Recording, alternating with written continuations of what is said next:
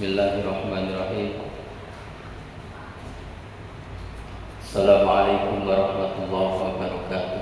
Waalaikumsalam warahmatullahi wabarakatuh.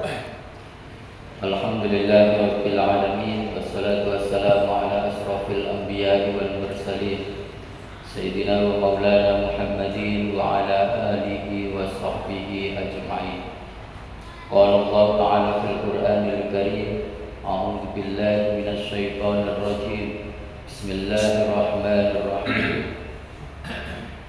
Wa warisa Sulaiman Dawuda wa qala ya ayyuhan nasu 'allimna mantiqat tayri wa utina min kulli syai' inna hadza lahuwal fadlul mubin. Shadaqallahul azim. Sama-sama kita hormati, kita muliakan guru kita, imam kita, Ustadz Anwar Sadat. Sama-sama kita muliakan, kita hormati ketua BKM beserta pengurus yang kami muliakan, orang tua kami, para alim, para ulama, para kiai, para ustadz, para buya yang senantiasa kita tunggu nasihatnya. Bapak-bapak, ibu-ibu, jamaah sholat maghrib yang semoga senantiasa dirahmati Allah Subhanahu wa ta'ala. Kita bersyukur kepada Allah Subhanahu wa ta'ala. Alhamdulillahirabbil alamin. Allah masih panjangkan umur kita, Allah sehatkan badan kita, Allah tentramkan hati kita, Allah beri keamanan di negeri kita, Allah bahagiakan keluarga kita, dan Allah jamin rizki kita. Maka alhamdulillahirabbil alamin. Segala puji hanya milik Allah Rabb semesta alam. Kita berselawat, Allahumma sholli ala sayyidina Muhammad wa ala ali sayyidina Muhammad. Assalamu alayka ya Rasulullah. Kita aturkan kepada junjungan kita Rasulullah Muhammad sallallahu alaihi wasallam. Semoga kita dapat mencintai beliau, dapat meneladani beliau, dapat memperbanyak bersolawat kepada beliau, dapat berjumpa dengan beliau dan mendapatkan syafaat beliau.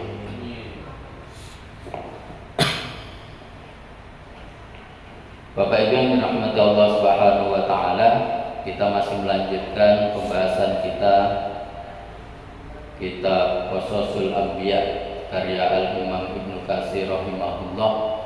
Malam hari ini kita lanjutkan kisah Nabi Sulaiman alaihi salam. Pertemuan bulan lalu Nabi Daud alaihi salam. Malam hari ini putra beliau Nabi Sulaiman alaihi salam. Nabi Daud alaihi salam istrinya 100 orang. Jadi putranya banyak, tetapi tidak disebutkan berapa putranya dan siapa saja namanya. Berbeda dengan Nabi Yakub alaihissalam, putranya 12 disebutkan satu persatu nama-namanya dalam kitab itu. Dan Nabi Daud tidak disebutkan nama-namanya dan berapa orang putra-putrinya. Jadi salah satu putra beliau adalah Nabi Sulaiman alaihissalam. Nabi Sulaiman alaihissalam itu kisahnya terdapat di 4 surah dalam Al-Quran.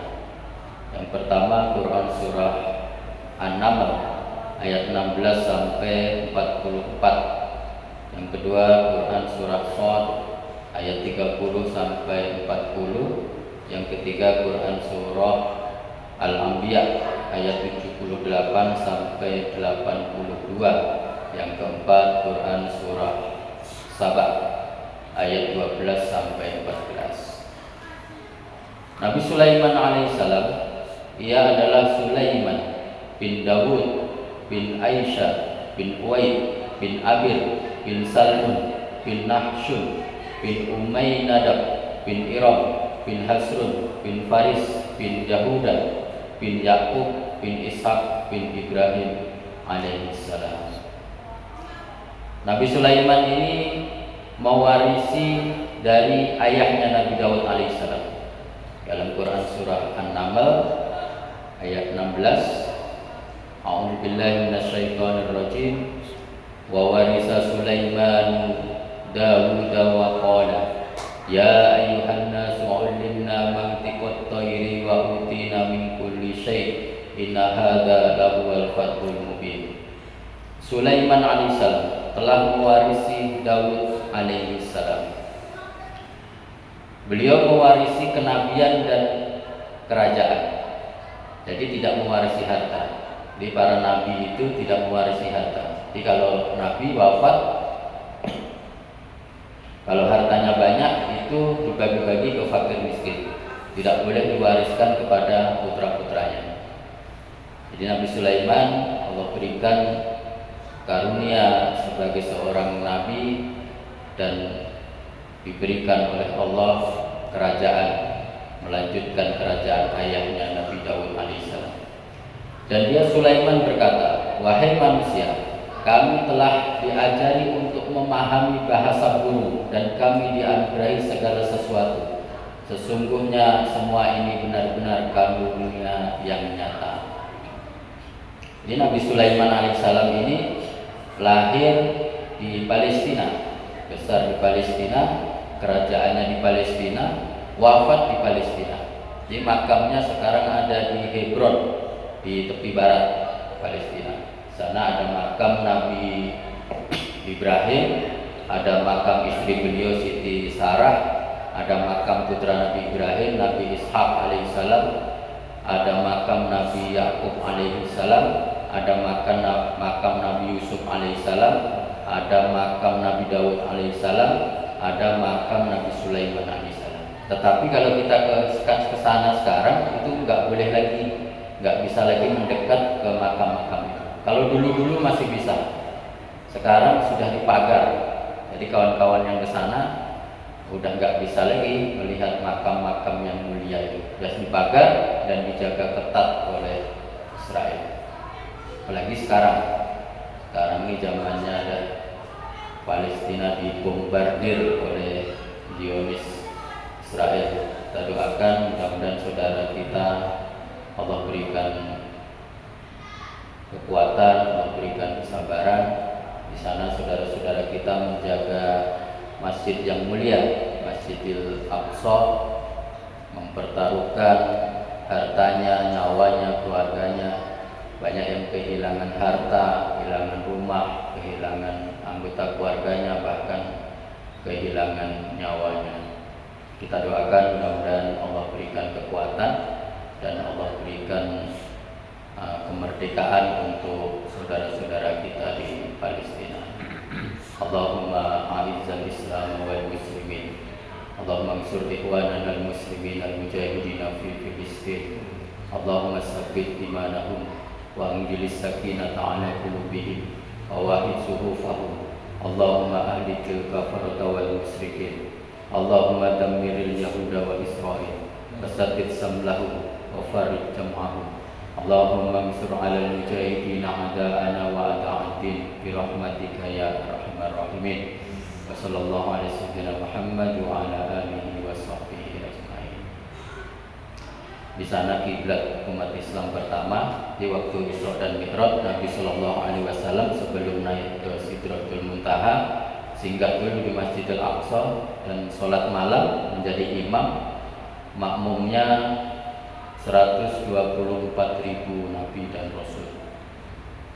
Dan di sana negeri para nabi yang sekarang hancur porak-poranda. Nabi Ibrahim alaihissalam hijrah dan mempunyai keturunan di Palestina. Sampai lahir putra beliau Nabi Ishak alaihissalam di Palestina. Makamnya di Palestina. Sampai lahir Nabi Yakub alaihissalam di Palestina. Sampai lahir Nabi Yusuf alaihissalam di Palestina. Sampai keturunan-keturunan Nabi Yakub alaihissalam, Nabi Daud di Palestina. Nabi Musa Allah suruh hijrah ke Palestina. Nabi Sulaiman di Palestina. Imran kakeknya Nabi Isa alaihissalam yang Allah abadikan dalam surah ketiga di Al-Quran, surah Ali Imran, di Palestina.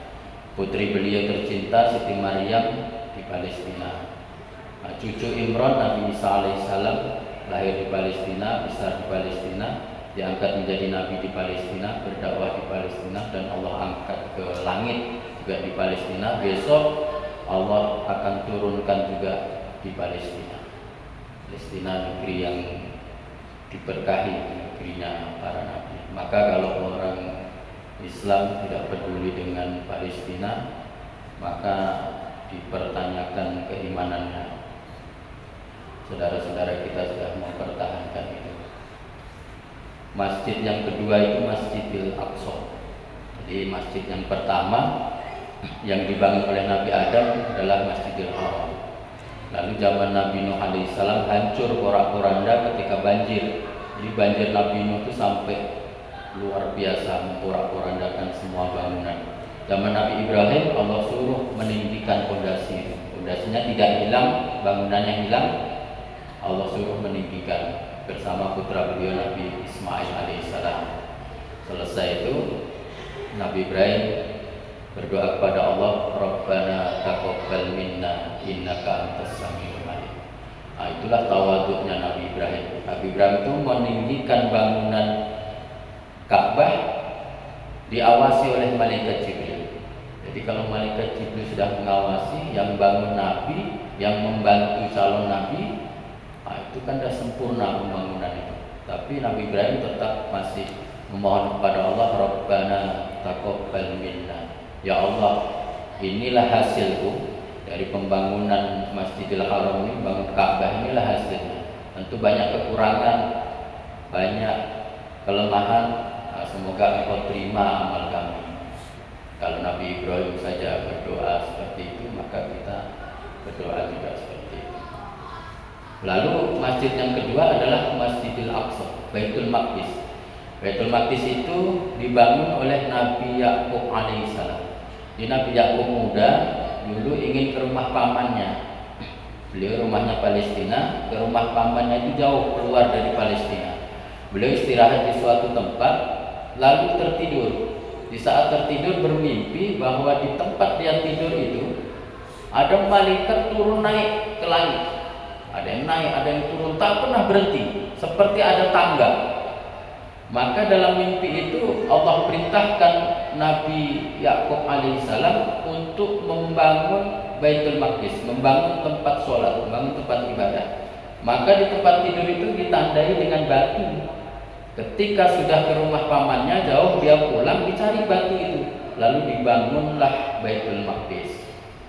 Tentu bangunannya tidak sempurna. Maka ketika di zaman Nabi Sulaiman alaihissalam, Allah perintahkan untuk membangun itu menjadi yang bagus. Lalu dibangun oleh Nabi Sulaiman dengan bangunan yang besar, yang bagus. Setelah membangun itu, Nabi Sulaiman alaihissalam itu berdoa kepada Allah Subhanahu wa taala. Doa beliau itu yang pertama, beliau ingin segala keputusannya ketika memimpin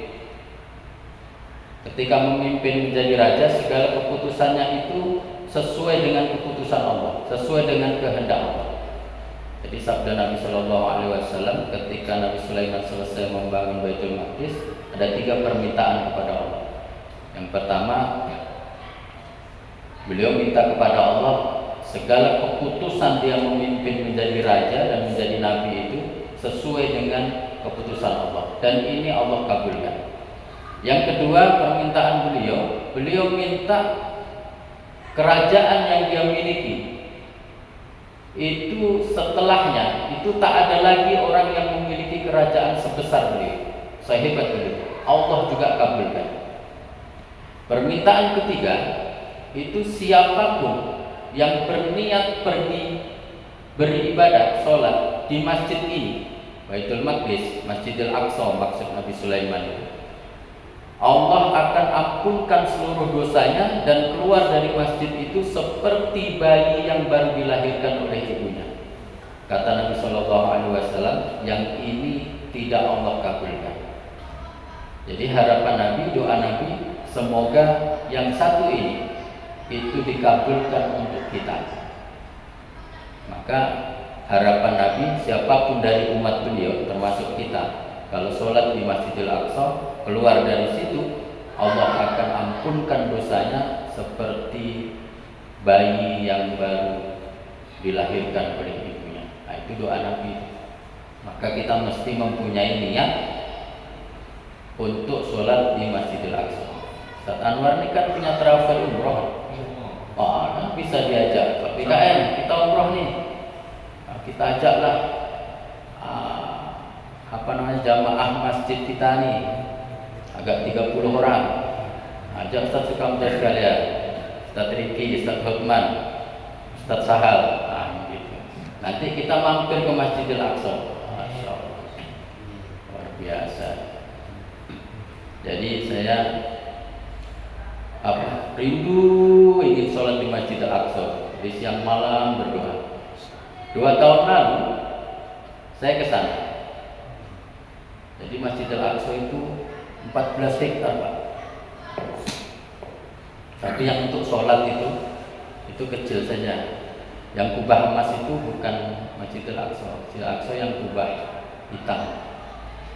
Jadi sampai di halaman itu menangis saya, bersujud-sujud syukur kepada Allah Subhanahu wa taala. Allah sampaikan keinginan saya siang malam berdoa.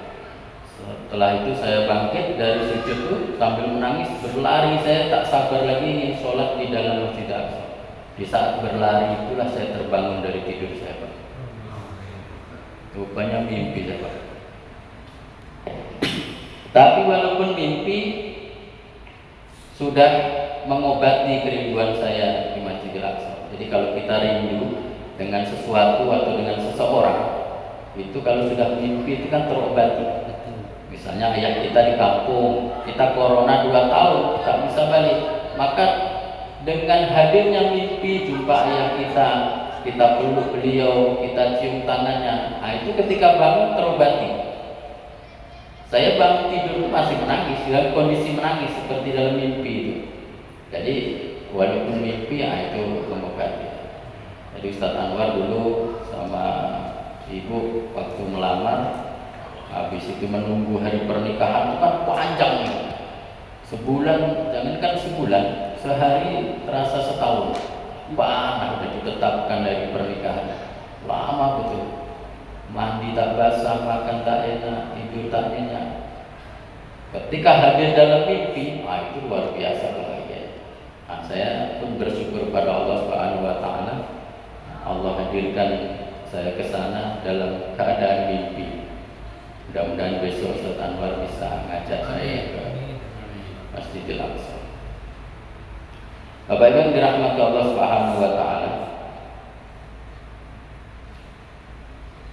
Nabi Sulaiman ini mewarisi kerajaan ayahnya. Jadi Nabi Sulaiman ini paham dengan bahasa burung, bahasa binatang, bahasa jin, apalagi bahasa manusia. Di luar biasa Allah berikan kenikmatan dan karunia yang tidak diberikan kepada siapapun. Maka doa beliau yang kedua tadi ingin setelah beliau tidak ada lagi orang yang mempunyai kerajaan sebesar dia.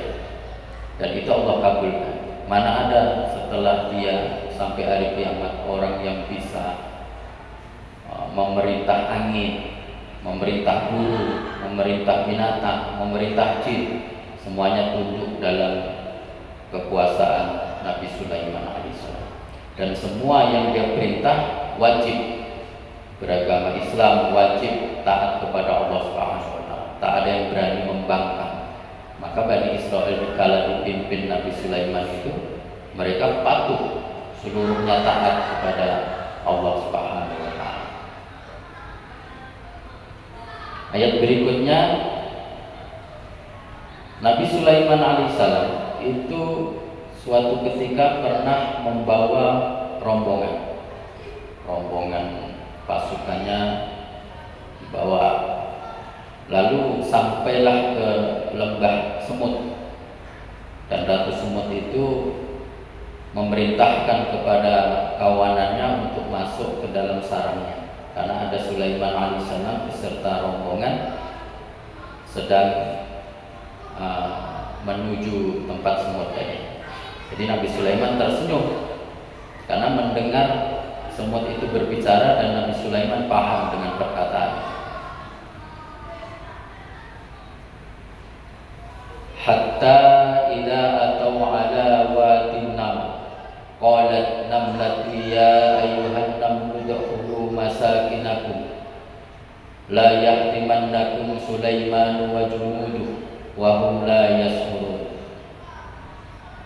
Jadi Ratu Semut tadi memerintahkan untuk segera masuk. Sulaiman dan bala tentaranya sedang lewat, sementara mereka tidak melihat kita. Mereka tidak menyadari kalau kita ada di bawahnya. Nanti kita terpijak-pijak. Maka Nabi Sulaiman pun tersenyum melihat semut itu. Dan suatu ketika pernah juga Nabi Sulaiman alaihissalam itu di masa kemarau panjang tidak ada air.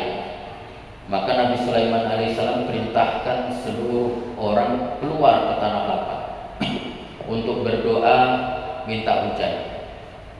Maka kalau kita kekeringan itu kan sholat istisqa itu kan kalau bisa sebanyak-banyaknya keluar. Binatang kita ajak juga keluar, kambing-kambing, kadang sapi, semua kita ajak keluar biar berdoa kepada Allah minta hujan. Jadi ketika sampai di tanah lapang, itu Nabi Sulaiman melihat seekor semut yang sedang berdoa kepada Allah Subhanahu wa taala, mengangkat kedua tangannya ke langit dan dia berdoa kepada Allah Subhanahu wa taala minta hujan. Ketika melihat itu, mendengar itu, Nabi Sulaiman perintahkan kepada orang-orang tadi yang sudah berkumpul suruh pulang. Udah, kalian pulang semua, pulang. Karena doa kalian sudah dikabulkan oleh Allah Subhanahu wa taala melalui doa semut tadi. Dan tidak lama hujan pun lebat turun karena doa semut tadi. Maka kalau sholat istisqa itu kan disunahkan membawa binatang-binatang. Kadang doa mereka itu dikabulkan. Doa kita yang sampai menangis-nangis kadang tak apa kabulkan. Maka itulah fungsinya membawa binatang-binatang. Maka ketika Nabi Yunus alaihissalam meninggalkan Nainawa itu, penduduk Nainawa yang 100 ribu orang lebih tak mau beriman itu, mereka bertobat kepada Allah, takut tobatnya tidak diterima oleh Allah karena Nabi Yunus sudah meninggalkannya. Maka dibawalah ke tanah lapang itu sapi, kambing, domba, kuda, dan dipisahkan induk dengan anaknya supaya mereka ikut berdoa kepada Allah Subhanahu wa taala dan Allah ampunkan seluruh dosa-dosa penduduk Nainawa. Bapak Ibu yang dirahmati Allah Subhanahu wa taala, maka ketika Nabi Sulaiman alaihissalam itu mendengar semut tadi, dia berdoa kepada Allah Subhanahu wa taala.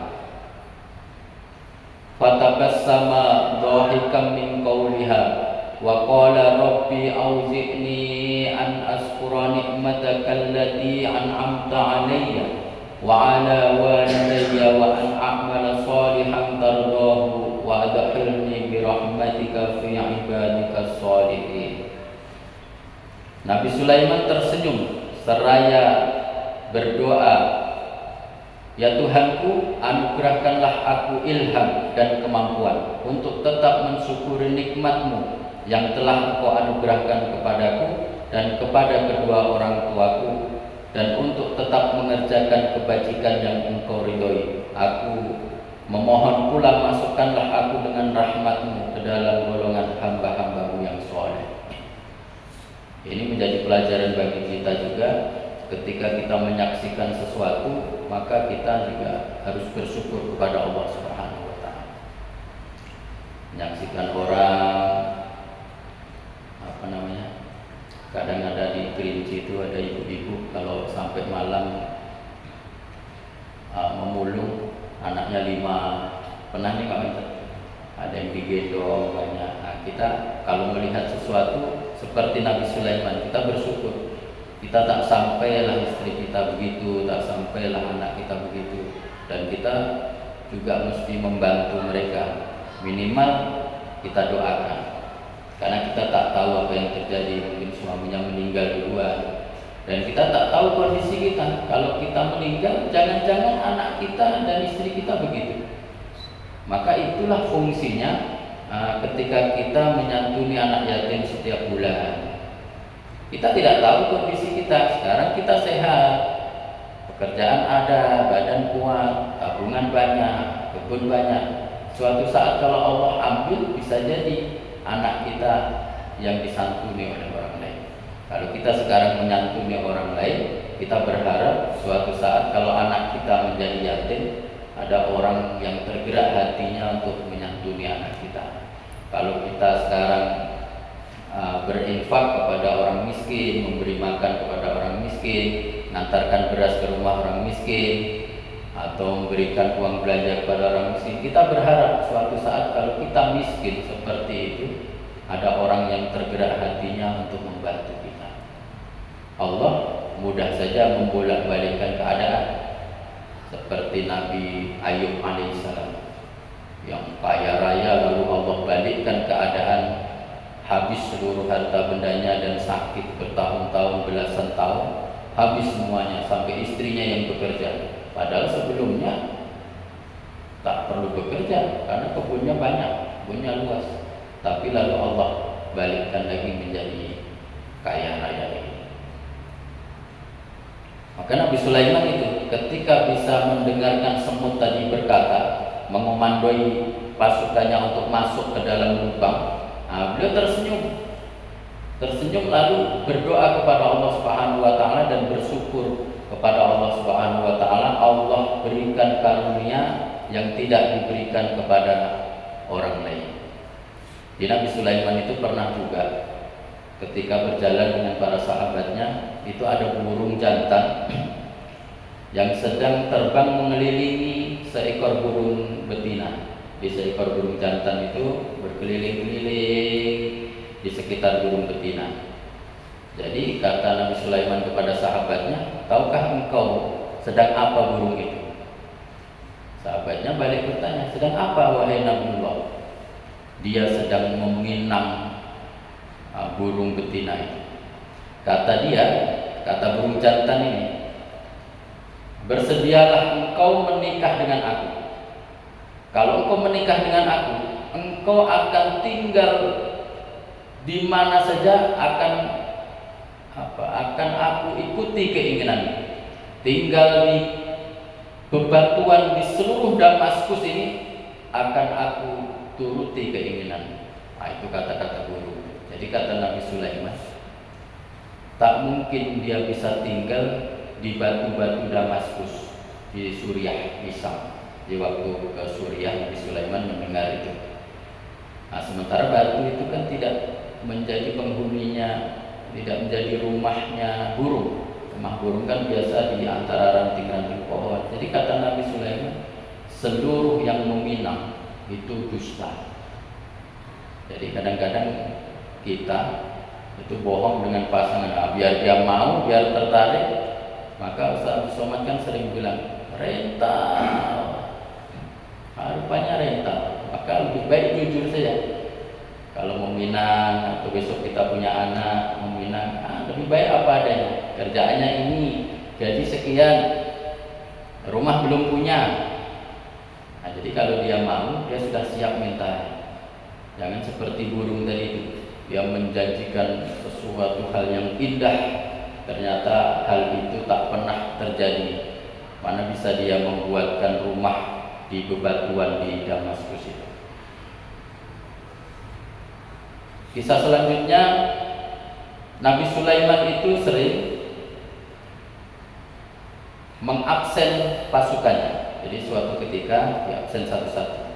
Jadi burung hudhud salah satunya itu diberikan tugas oleh Nabi Sulaiman untuk mencari air. Jadi burung hudhud itu burung kecil, dia berjambul. itu Allah berikan karunia kepada burung hudhud itu, dia bisa melihat sumber air yang ada di dalam tanah. Jadi kalau Nabi Sulaiman memerintahkan, misalnya sedang safar, sedang bepergian, itu tak ada danau, tak ada sungai, itu Nabi Sulaiman perintahkan kepada burung hudhud di mana ada sumber air. Jadi burung hudhud terbang, dia tahu, oh di tanah ini ada sumber air. Nah, kalau kita tukang bor sumur cocok juga. Nah, di mana sumber air wahai hudhud? Nah, ditunjukkannya pula. Jadi suatu ketika burung hudhud ini tak nampak. Jadi burung hudhud ini tak nampak. Nabi Sulaiman bertanya, padahal dia pergi sebentar saja. Jadi suruh Nabi Sulaiman untuk mencari sumber air. Dikala bepergian disuruh mencari sumber air. Ternyata tak balik-balik. Orang sedang menunggu. Nah, ternyata Nabi Sulaiman marah, bahkan berjanji akan menghukum hudhud. Wa tafaqqadat tayra faqala ma liya la aral hudhud am kana minal ghaibin. Dia Sulaiman memeriksa pasukan burung, lalu berkata, mengapa aku tidak melihat hudhud? Ataukah ia termasuk yang tidak hadir? Hudhud adalah sejenis burung pelatuk yang bermahkota, jambul. Maka Nabi Sulaiman berjanji akan menghukum hudhud jika dia datang tanpa alasan yang kuat. Maka tidak lama kemudian datanglah hudhud. Ketika datang hudhud, hudhud ini melapor kepada Nabi Sulaiman bahwa dia telah melihat kerajaan di kota Maghrib yang terletak di dekat kota San'a, ibu kota Yaman. Dia ceritakan bahwa di sana ada kerajaan yang sangat besar. Kerajaan itu besar, masyarakatnya makmur, buah-buahan melimpah ruah, pasukannya banyak, tetapi di sana menyembah matahari. Nah, dilaporkan kepada Nabi Sulaiman. Nabi Sulaiman tidak langsung percaya kepada hudhud. Bisa saja hudhud ini berbohong karena dia dalam posisi salah, biar Nabi Sulaiman tidak marah. Maka ketika mendengar itu, Nabi Sulaiman alaihissalam, kalau memang beritamu itu benar wahai hudhud, maka kirimkan surat ini kepada rajanya.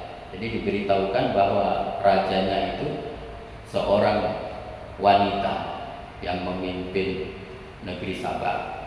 Dikasih selembar kertas, dibawa oleh burung hudhud dan dijatuhkan di hadapan Raja Sabah, yaitu Balqis, ketika Balqis sedang sendiri. Tetapi diperintahkan oleh Nabi Sulaiman, engkau jangan pergi, engkau perhatikan apa yang dilakukan raja itu. Jadi ketika sudah menjatuhkan, hudhud itu terbang menunggu di salah satu sudut di kerajaan itu. Dan Raja Balqis tahu bahwa burung itu sedang menunggu balasan dari dia. Maka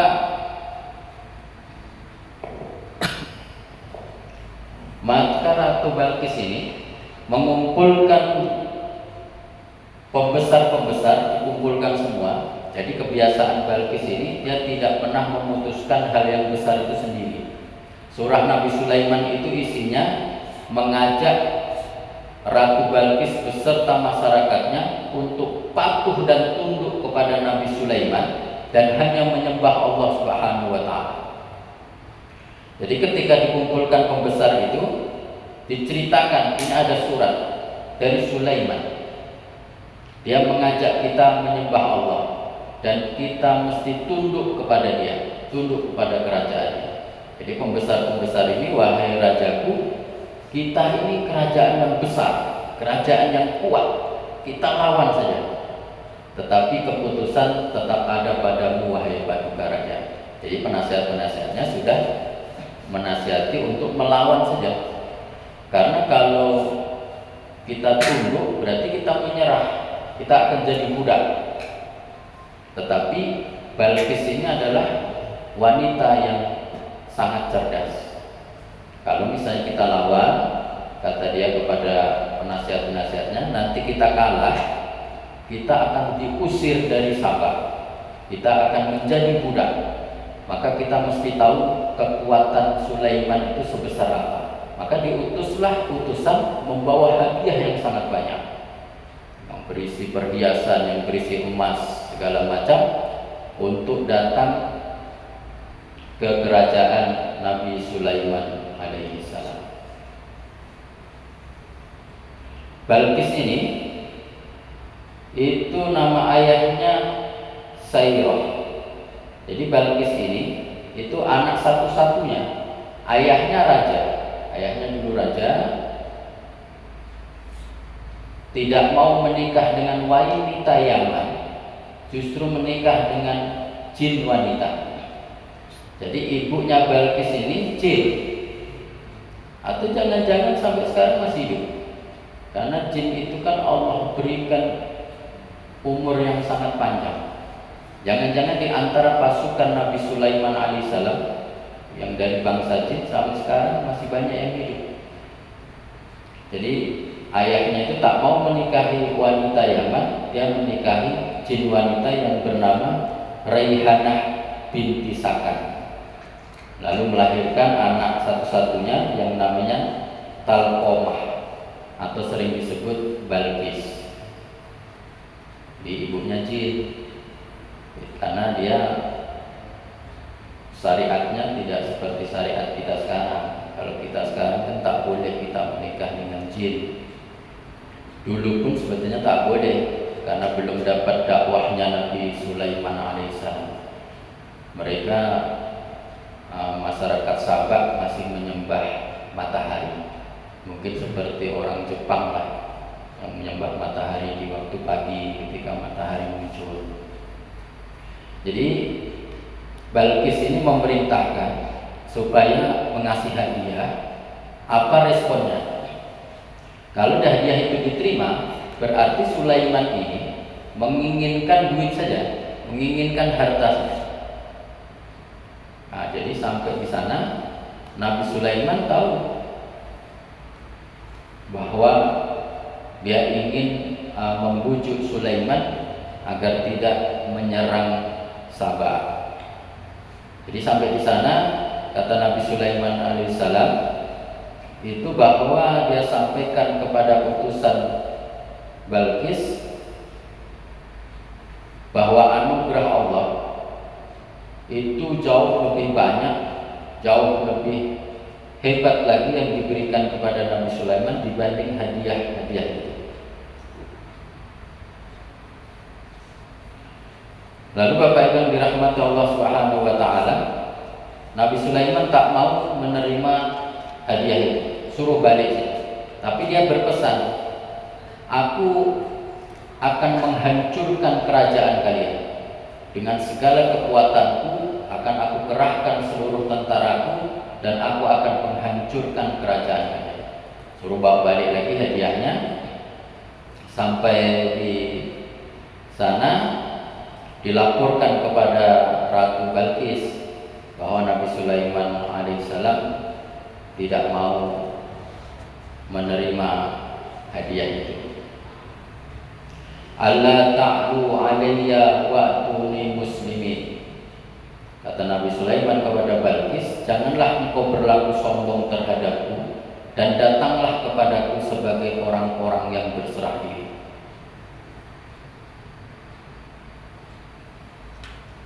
Jadi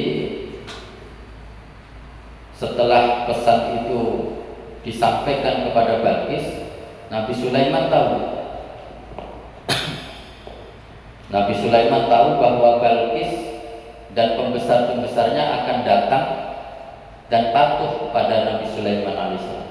Kalau Nabi ini kan mendapatkan wahyu, jadi dia selalu mendapatkan informasi dari malaikat Jibril alaihissalam. Jadi Nabi Sulaiman tahu bahwa Balqis ini akan datang dan tunduk kepada Nabi Sulaiman alaihissalam. Maka datang Ketika dalam perjalanan itu Nabi Sulaiman alaihissalam kumpulkan seluruh tentara-tentaranya, seluruh masyarakat-masyarakatnya dikumpulkan dari golongan jin maupun manusia.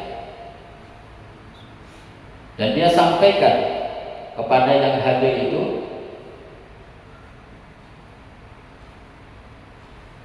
qala ya ayyuhal mala'u ayyukum ya'tini bi'arshiha wa qabla an ya'tuni muslimin.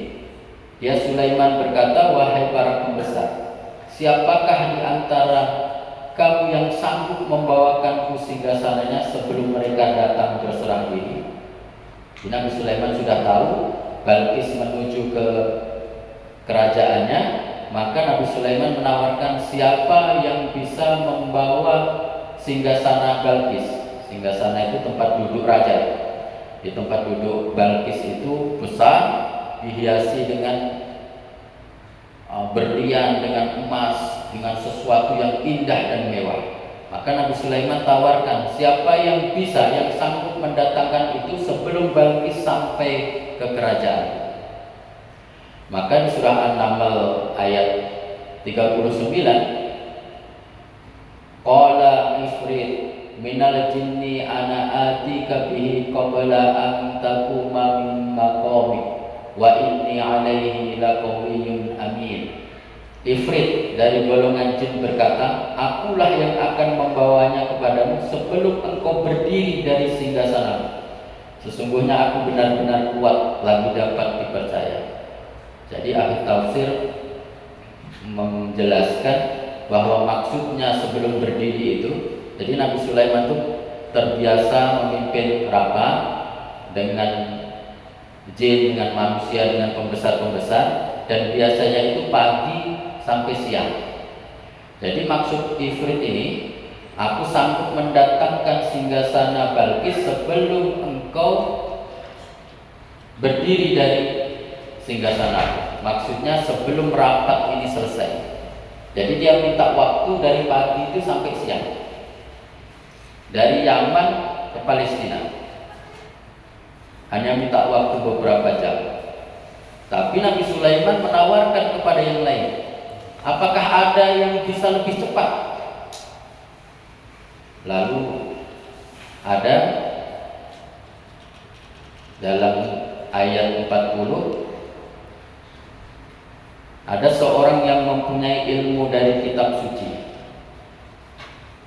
Ulama tafsir menjelaskan bahwa nama orang itu adalah Asif bin Barkaya atau bin Barkiyah.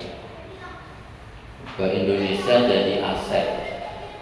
Sebetulnya yang hebat itu Asif. Asep Sudrajat, Asep Sujana. Nah, maksud orang tuanya itu supaya dia hebat seperti Asif. Jadi Asif bin Barkiyah ini menawarkan, qala alladhi 'indahu 'ilmun minal kitabi ana atika bihi qabla an yartadda ilaika tarfu. Wahai Raja Sulaiman, aku bisa mendatangkan lebih cepat sebelum matamu berkedip. Habis belum Pak, bisa ada 5 ditambah sabar. Nah, jadi Asif ini bilang sebelum mata baginda raja berkedip, aku sanggup mendatangkan singgasana itu. Jadi ulama tafsir berpendapat Nabi Sulaiman itu memandang jauh ke arah Sabah. Jadi orang memandang jauh, lalu sudah capek memandang jauh, lalu memandang ke yang lain. Nah, itu maksudnya berkedip. Jadi tidak pakai jam, ukurannya tidak jam.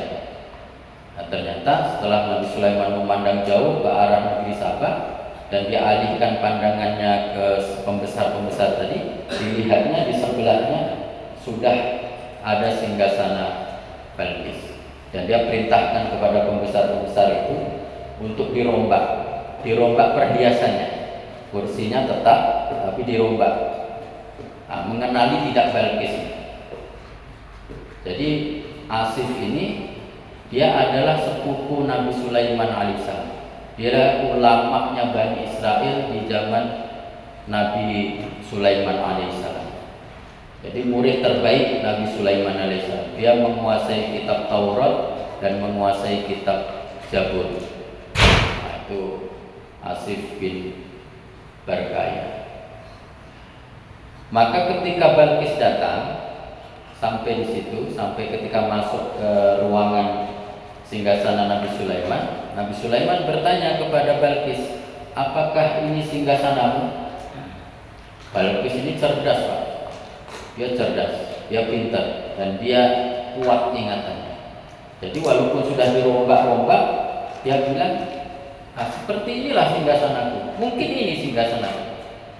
Jadi di saat itu pun Balqis sudah mengakui bagaimana besarnya kerajaan Nabi Sulaiman alaihissalam. Ketika masuk saja dia sudah terheran-heran bagaimana bisa singgasananya sampai di sana duluan, sementara dia baru sampai.